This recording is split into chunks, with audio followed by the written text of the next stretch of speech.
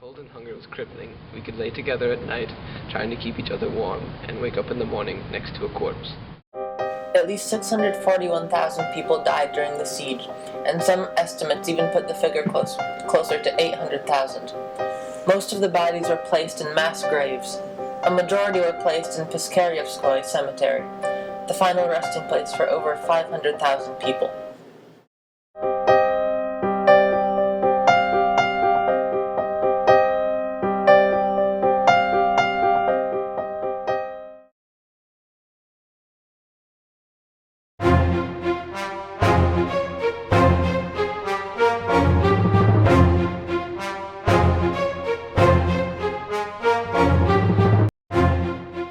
Around September, the Germans had advanced deep into Russia, almost reaching their goals. At this time, they had already surrounded Leningrad. They had almost reached Moscow too. Stalingrad was not safe either. It seemed that the tide of the war could not be changed. We were all on top of our toes, waiting for the attack on Moscow any time. Stalin, our leader, had just fled the city. Just when we had lost our hope in survival, rain had blessed onto us. The showers poured and poured, and for the Germans it was hell. Those German soldiers had not been prepared to trudge through the mud and the rain. Soon the rain turned into snow, and the Russian winter was something to fear. Those German soldiers had started the attack on Moscow in December, but a big mistake that was. Their soldiers suffered in their summer groups. That wasn't the end of their trouble. I was the spy positioned in Japan at the time. My job assigned to me by Stalin was to warn the Soviet Union in case Japan decided to invade. I personally wasn't at all worried. Our Siberian units, the best out of all our units, were ready to attack any time if that were to happen. However, the news that I had rushed to deliver wasn't about a Japan invasion on Russia. Instead, I remember distinctly saying the Japanese had brought America into this war. Stalin, afterwards, moved all of his Siberian troops. Japan would have their hands full. The Siberian troops were trained exactly for winter battle. Their equipment and soldiers were the best out of the whole army. In addition to that, the United States started supplying the troops with the best equipment. The tide had changed. People were getting killed left and right. It was the first time we had suffered such bad consequences. It was against Russia, too. This was the country that had lost to Japan and Finland. The disgrace was too much to bear, but in the end we can't help but retreat. Our chief commander, Hitler, was furious. He fired us and took matters into his own hands.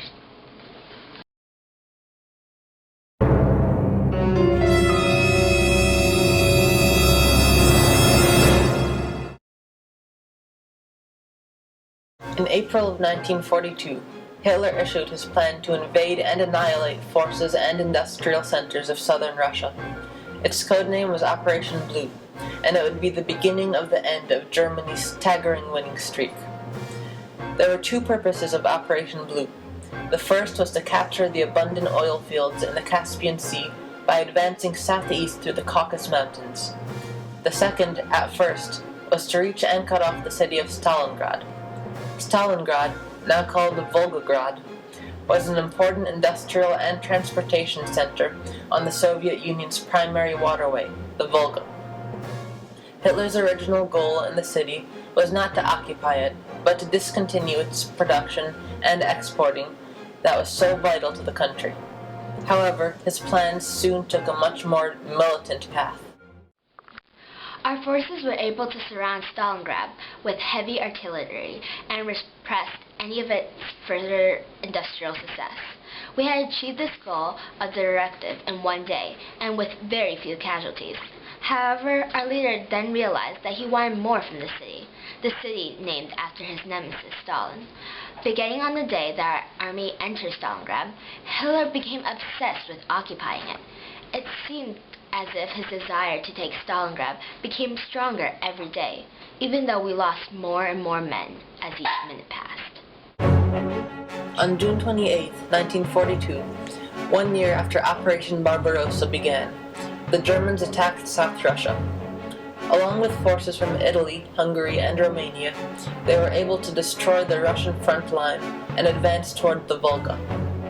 Stalin responded exactly 1 month later in Order 227, which demanded that every granule of Soviet soil must be stubbornly defended to the last drop of blood. Unfortunately for them, though, the German forces continued to advance toward the west bank of the Volga. The German Sixth Army reached the river on August 23rd and began to bomb the city and sink its ships. The Battle of Stalingrad had begun. Germany was far too confident at the battle's commencement. They seemed to not have even the smallest sense of doubt that they would be able to occupy Stalingrad. At first, our situation was dire. We had 40,000 troops in the city, most of whom were ill-equipped, but we fought our leader's city with as much fierceness as we could muster. Unfortunately, it seemed as if it was hopeless. By the time General Trikov arrived, half of the Second Army had lost its troops, and too many soldiers were attempting escape. Before I left to lead the 62nd Army, Joseph Stalin asked me how I will interpret my mission. I told him that we will defend the city or die. The average life expectancy for a defending reinforcement soldier in Stalingrad at this point in the battle was as low as 24 hours. Only 30% of the 10,000 soldiers in the Russian 13th Division, which was sent to fight back toward a German attack on the center of the city, were killed within their first day, while 97% were eventually killed in the battle. Divisions like this were made terrible sacrifices for the country, but they were the ones that saved the city itself. There was a battle on every inch of Stalingrad's soil. Soldiers fought for the control of the streets, buildings, and even individual floors and rooms in those buildings. Power over numerous important locations switched back and forth many times, at an excessive human cost. Abandoned buildings gave the Russians the ability to continue fighting all throughout the night. Russian snipers also became common, and some, who were quite successful, became somewhat of heroes. Life in Stalingrad during the battle was absolutely terrifying. Bombs, cannon fire, and rockets fell upon the city every few minutes, and I knew it could be me in the next exploded building. There were men with guns around every corner, and every way I turned, there were more dead bodies.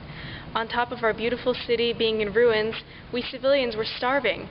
Our food shipments were not able to cross the Volga because of the German army's presence, so we were left to fend for ourselves here to die.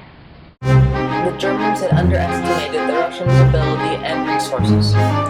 Hitler's forces were not prepared for the cold and ruthless winter weather, and their supplies were quickly running out. General Zhukov and the Russian army had strong counterattack planned. November 19, 1942, marked the first day of our counterattack, and the first and most successful Russian attack in World War II. With this attack, codenamed Operation Uranus, we outnumbered the Germans in both men and weaponry, putting their forces under siege in Stalingrad. The collapse of German forces and those allied with them began with the Romanians. By interrogating prisoners, the Russians were able to find out that the Romanians had dwindling supplies and very low morale. Within hours, the Romanian front lines collapsed. As the threat increased, Hitler's fervent desire to take Stalingrad only increased. After his chief of staff offered the advice that they surrender, he said, "I will not abandon the Volga," and insisted that the fighting continue. We were completely surrounded. The Russians had surrounded the city with artillery, tanks, and army divisions. My men were beginning to starve, and their morale was falling quickly. Yet Hitler commanded that we stay here, in position, and keep control of the city at all costs. Hitler was told numerous times about supplies that were being sent to the Sixth Army, but those supplies rarely made it through the Russian forces and across the Volga, even if it got to Stalingrad at all. However, they continued to fight, knowing how awful it would be to be captured and imprisoned by the Russians.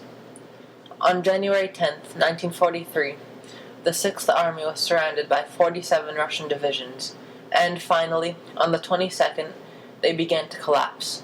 Hitler promoted von Paulus to the position of Field Marshal.